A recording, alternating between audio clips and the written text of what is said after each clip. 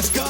Yannis Pappas here for a 2-point lead. I'm sitting here with one of the all-time greats. Let's go through it. Heisman Trophy winner, Super Bowl winner, Super Bowl MVP, MVP. Is there room for a Dancing with the Stars trophy? No, we're not going to do that one. I would call myself very blessed and very lucky.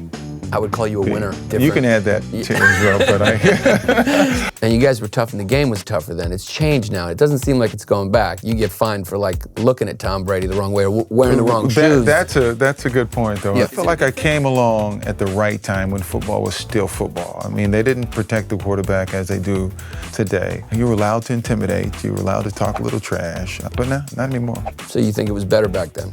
It's hard to sort of measure who is better because the rules have changed and stuff like that. I always give a lot of credit to a lot of guys that played back in the day that may not have as many passes, but if you can play against bump and run, you can certainly play in an air and only be touched within a 5-yard period, and then you're free. Now, if your bad boys played the Pistons, we made the Pistons. Them. They were getting treatment at our facility. One of our officials are supposed to be responsible for creating that persona for them, bad boys and stuff. So we feel responsible for that. If you guys got into a brawl, who are you taking?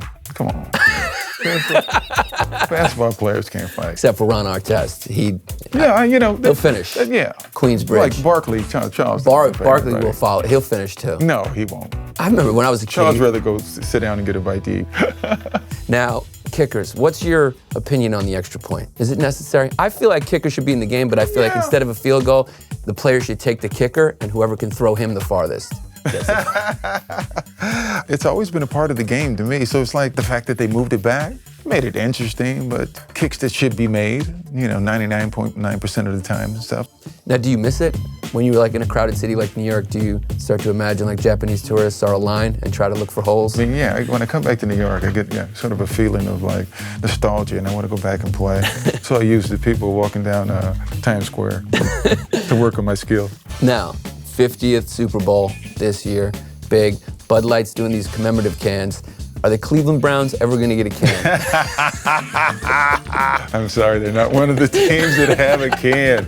There are 40 teams that will be featured as past winners and stuff, and I don't think the Cleveland Browns are one of them. That's too bad. Just think about the Buffalo Bills. I mean, they could have had 4 cans. Could have had 4 cans. Yes, but they have none. Right. Who do you see getting a can this year? The Carolina Panthers. Maybe. And then you have the Cardinals. I mean, then this is why I love football. I mean, we have all these prognosticators and stuff, and everybody talks about, who's going to win and stuff, but the guys on the field determine it. And so we got to sit at the edge of our seats and watch and wait. This was an honor and a pleasure. One of the all-time greats.